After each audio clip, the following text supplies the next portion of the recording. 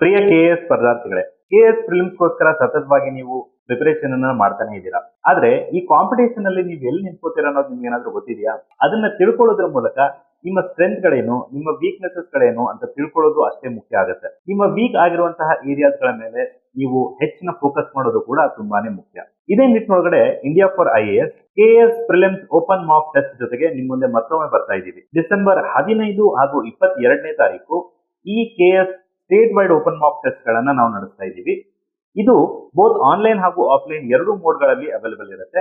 Offline test centres ಗಳನ್ನ ನೋಡೋದಾದ್ರೆ ಬೆಂಗಳೂರು, ಬಿಜಾಪುರ ಹಾಗೂ ಧಾರವಾಡ ಈ 3 ಟೆಸ್ಟ್ ಸೆಂಟರ್ ಗಳು ನಿಮಗೆ ಅವೈಲೇಬಲ್ ಇರುತ್ತೆ. ಯಾರಿಗಾದ್ರೂ ಈ ಟೆಸ್ಟ್ ಸೆಂಟರ್ ಗಳಿಗೆ ರೀಚ್ ಆಗಕ್ ಆಗ್ಲಿಲ್ಲ ಅಂತಂದ್ರೆ ಆನ್ಲೈನ್ ಮೋಡ್ ಅಂತೂ ಅವೈಲೇಬಲ್ ಇದ್ದೇ ಇದೆ. ಅಂಡ್ ದ ಬೆಸ್ಟ್ ಪಾರ್ಟ್ ಏನಂತಂದ್ರೆ ಈ ಓಪನ್ ಮಾಕ್ ಟೆಸ್ಟ್ ಗಳು they are free of cost.